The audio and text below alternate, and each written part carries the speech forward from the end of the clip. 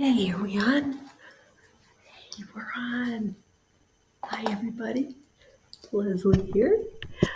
Zazoo Plazz. Or my Sunday. It seems like I was just here. It's Sunday already? It's Labor Day weekend. Sunday, 9/1. I guess that's a good good day. I was going to put it off till tomorrow, no? See, the guy's still sleeping. Gen Z, sleeping. Oh, I don't know. I thought I just heard a smoke alarm go off, but it wasn't him. Somebody set off their smoke alarm. Walls are pretty thin, so so far so good. Let's see. Yeah, Labor Day weekend, September 1st, 9/1. Zazoo Plazz report, and yeah, I'm feeling good today. Wow, I was gonna put it off till tomorrow, because it's Virgo season. Now I always have, I always have waffles, my Sunday breakfast, and then I do my Zazoo report, and then I have my paleo hot chocolate or cold chocolate and my cashew butter on a rice cake with dried cranberries on the side and marshmallows. Bear with me. I have deeply ingrained habits.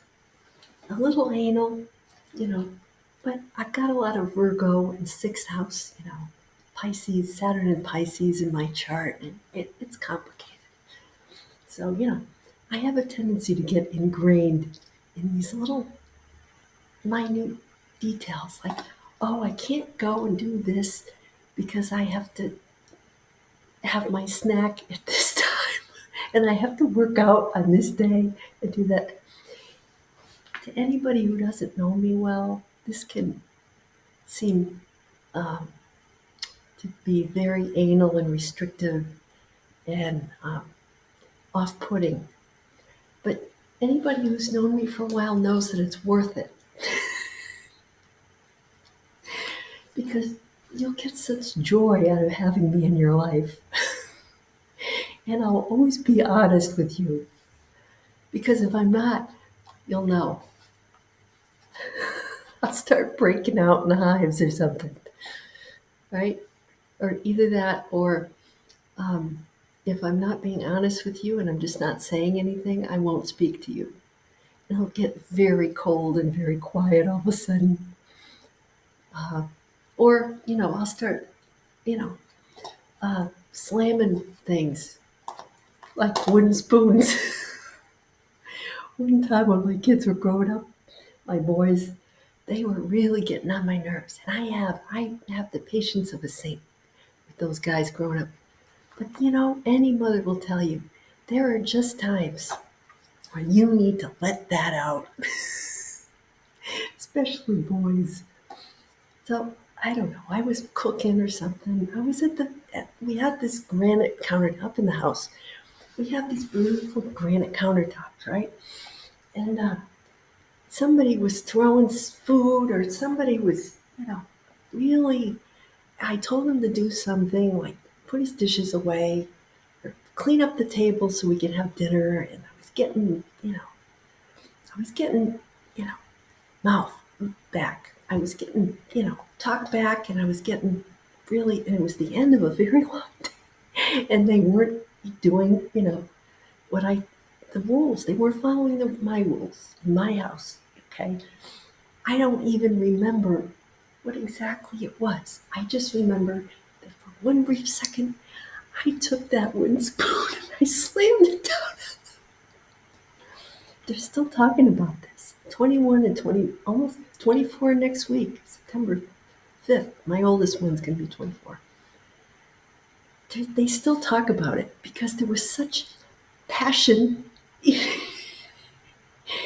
that hand that hit the counter because I didn't do that, very often. I didn't act like that.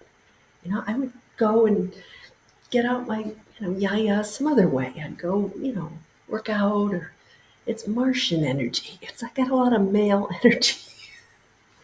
So, and they said, Mom, it was unbelievable. The head, as I brought it down on the granite, the head just split off the this. That's why there's a wooden spoon in it. And it flew across the room, and I swear it came this close to just, it went right between the two of them, and somebody could have could have hit him right in the head. For some reason, it just went off into space. I don't even know what happened after that. Even the dog jumped.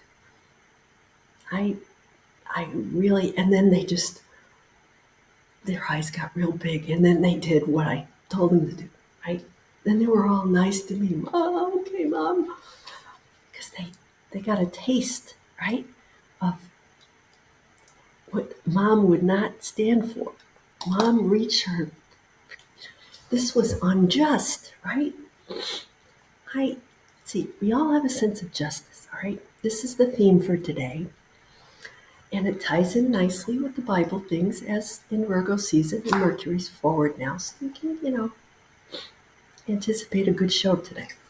I got my act together. It's a 4-day. I'm working. Yeah, so justice. We can get mired, especially in Virgo season, right? My oldest son is a Virgo. You can get so, focused on these little things, right? That, and then all of a sudden you got rules, right? But it's not what comes out, it's from what comes from within that is the most powerful and the most potentially harmful, but also life changing, right? Transforming. And looking back on those few times when I really, and let's face it, folks, my mother in law says, she must be here. Let's face it. She used to say, let's face it. What was I going to say? Oh, got it. Okay. Yeah, those things that come from within, okay?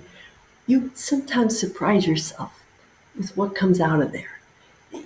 What's around you is what you're attracting by what's going on in here, right? And let's face it. Now I remember. If you think about a lot of these outbursts, the things that change your life, the things for me that come out of nowhere, it always happens in the kitchen. And Virgo is all about that. And the sixth house is about, everyday habits, which a lot of them happen in the kitchen, don't they?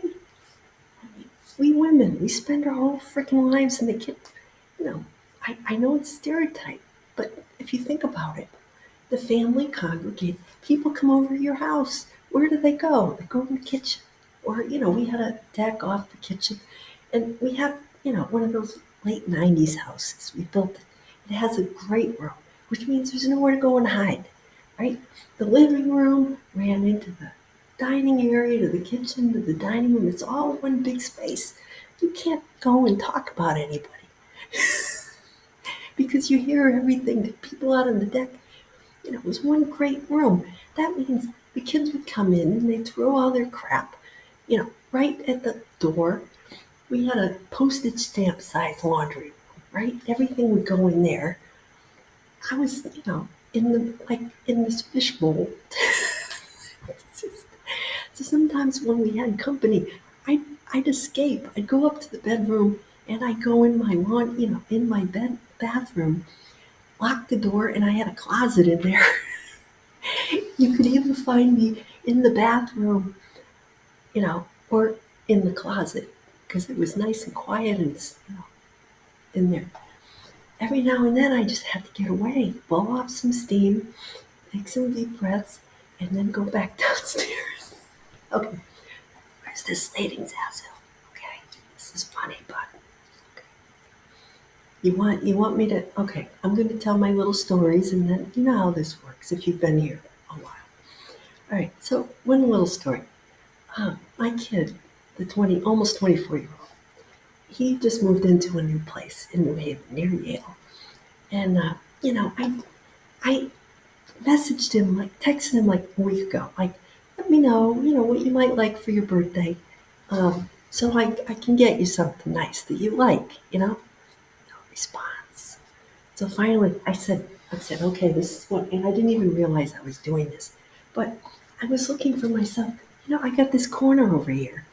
And sometimes I like to sit on my couch and read before bed, but there's no light over here. Sometimes it's dark, and I don't want to put on these great big lights up here because then I'll get too wide awake and it'll keep me up. And I said, well, I could either get a table lamp. That's the old crappy TV table in the house, or then I'm looking on Amazon. And I said, well, I could either get a lamp, or I could get one of these cute little. They have these little things that clip on your book. They fold and then they fold down like a bookmark, and they come like in 2 packs for $22. So I said, "Oh, look at this!" And I sent it to him. I said, "Look at that! They come. There was one in gray and one in purple." I said, "I was going to get this. Would you like one? For you to travel. You could take it on the plane. Say you want to read, or I don't know. I think he might read, but it was just to kind of, say, hey." So he texts me right back. He says, "No, I would be okay without that."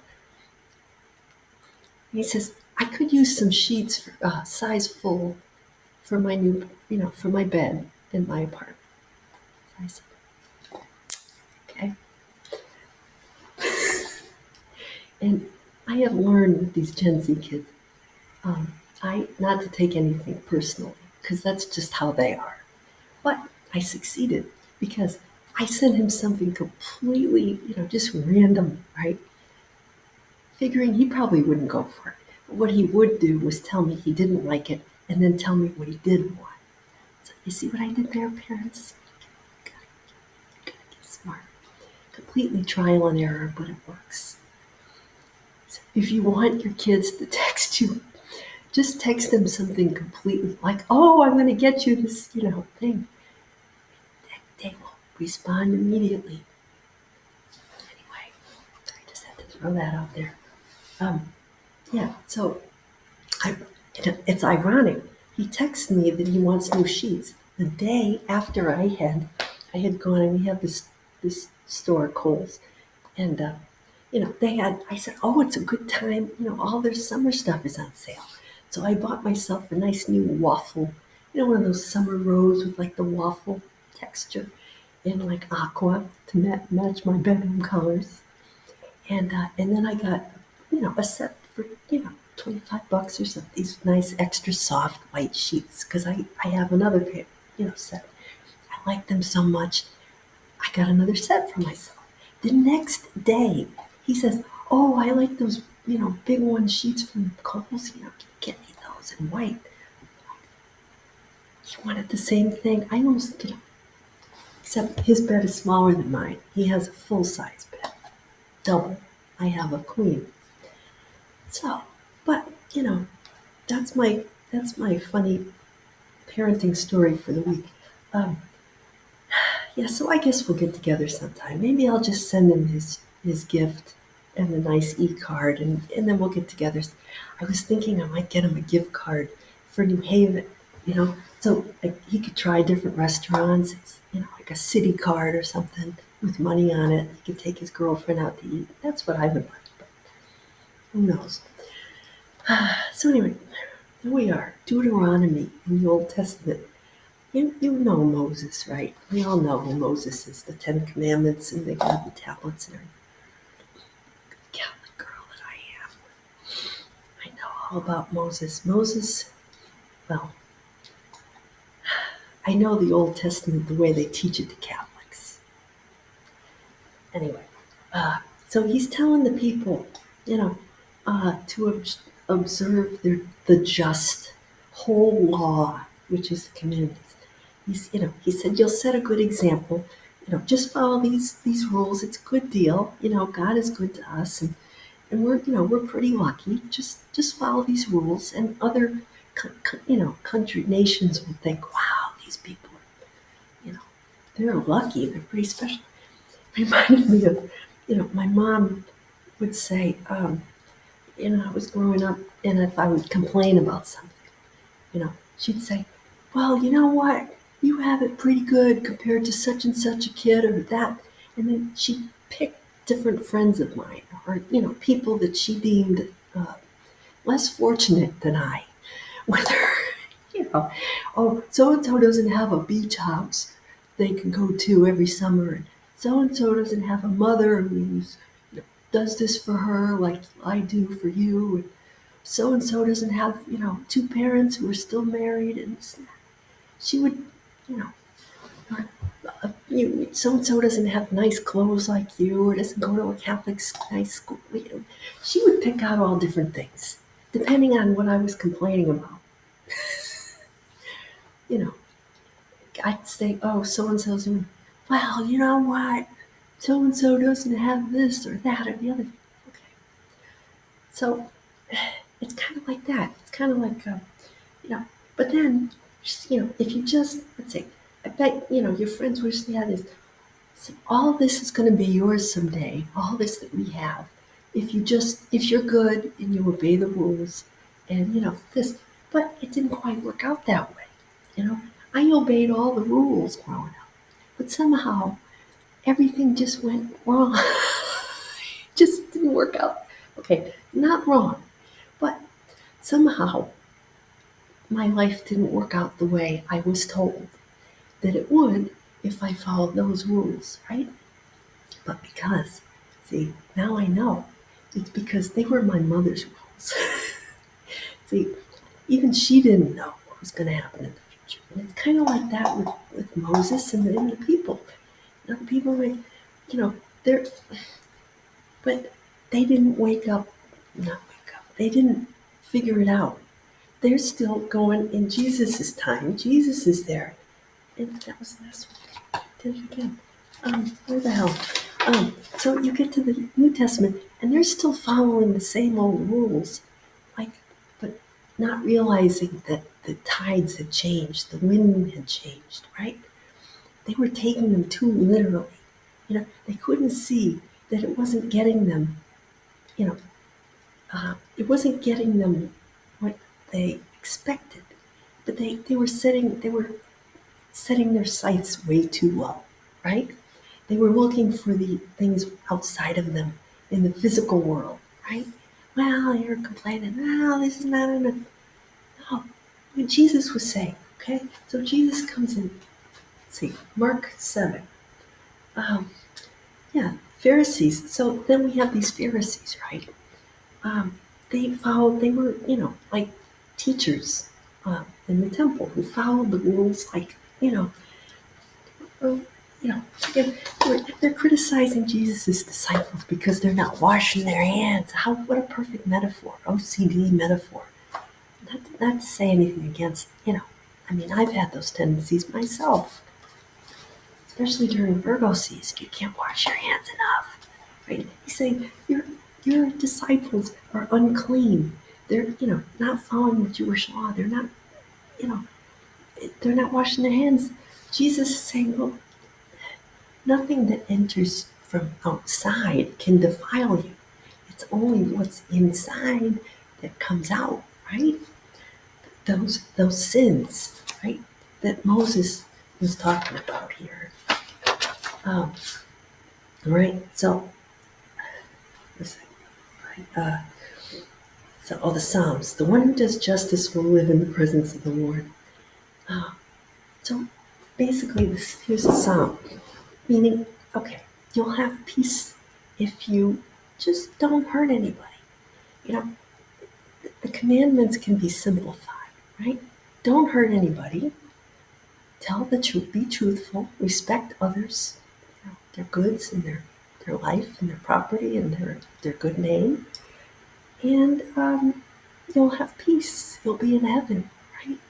Because once you straighten out what's inside of you, then good things you'll attract better things. See, what is outside then will reflect what is inside, and that's what back in Moses' time they didn't understand, right?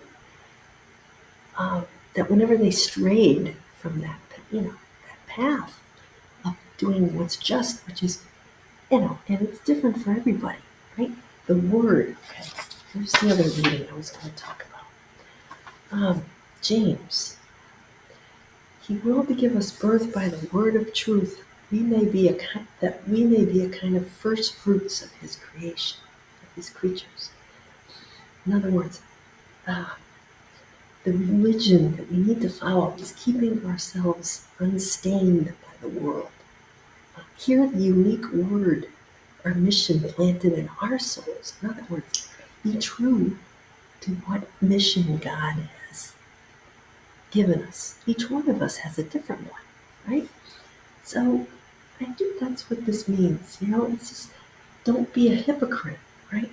And say, oh, look at me, I'm keeping out those people. Those people are unclean.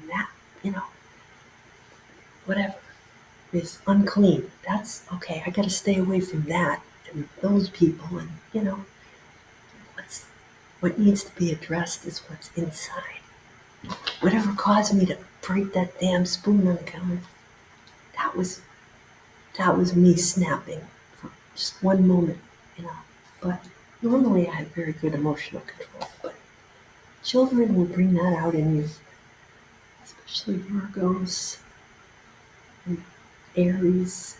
Never mind. So get to the song of the week. What's the song, Zazoo? I'm yapping all about this Bible stuff. All right. My AC just switched on. I'm getting hot. It's because I'm going to talk about No Jacket Required. Phil Collins. Little fun fact. On the cover, right, 1985, January 85, right, I have this cassette somewhere. And I think my ex-husband has it too. It was during that period of time when Phil Collins' face was on like a bunch of albums. On this particular one, No Jacket Required, it was just the year I went to Spain. I think I was 19 when this came out. It's red. His face is red on the cover. It's like he's angry, right? It was a very up-tempo, hot album compared to his earlier ballads and things. It was, Sassoon, boom, boom, boom, and up-tempo. So they sprayed his face with glycerol to make him look sweaty, you know. And here all this time I thought that was really him, but it's all makeup, like fake. But Phil, he's a drummer, right?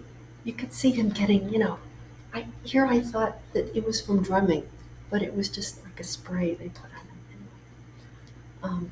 Yeah, so Inside Out is the song. And I'm not sure that this ever was on the radio as a single. A whole bunch of songs from that album were No Jacket Required. It got to number one, the album. I'm talking the album now, because I couldn't find out much about the song.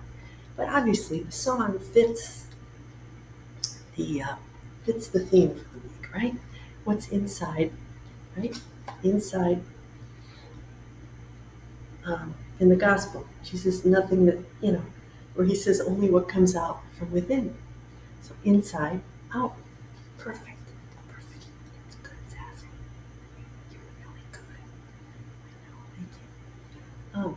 Yeah, No Jacket Required. Got to number one on the U.S. Billboard 200. One of Phil Collins', as he said, least favorite albums, because he that said he grew up after that a bit more. But looking back, he thought it was not one of his favorites. Whatever, it's one of my favorites. It went 12 times platinum, 12 million copies. 28, is it 28? All right, so there were many critics of various songs, but it was a great 80s album. It was so influential in my life. In college, I loved it. I loved all of his songs. And I remember playing this. I think I might have bought, this is the one I bought when I was in Spain. Don't check it for it. It soothed me. Music always soothed me, but Phil Collins was very important in my life. The music, as a Gen Xer, it was huge. Um, and I'm glad that he didn't take critics, you know, to heart who criticized him along the way because, and he concentrated on making records that were true to himself. Um, oh yeah, it won 28 Grammy Awards, won Album of the Year and Best Pop Vocal Male. Um, all right, so this is the story I want to relate though, from Wikipedia. It said Phil Collins went to this fancy restaurant called the Pump Room in Chicago with Robert Plant from Led Zeppelin. And they both had jackets on, I guess. Phil Collins had a jacket. They wouldn't let him in because they said he didn't meet the dress code. And he's like, I have a jacket. And they said, they let Robert Plant in. They didn't let Phil Collins because he wasn't wearing the right, his jacket wasn't proper. You could see the maitre d', right? I mean, this is ripped. So they wouldn't let him in. He was very angry. So reportedly, he was going to go down. He thought about putting on the right jacket, going down and, smashing drinks on the floor and, saying, how do you like that? But he didn't do it. He just complained about it. He went on talk shows, He talked about this in a Playboy article in 1986. He said he went on Letterman, he went on, Johnny Carson, and he talked about this restaurant and how they wouldn't let him in, when he was a big star. And so the restaurant later apologized, sent him a complimentary sport coat, and said he could come to the restaurant wearing whatever he wanted, which is, very satisfying. But who knows if he, I don't know, it doesn't say. But, that's like one of those things that you want to make it, you want to hold on and really make it someday so that the people who gave you crap when you were an unknown, so they have to eat it. And then they get all nice to you because they realize that you were the real deal all along and they shouldn't have been so mean to you, treated you that way that they did. Anyway,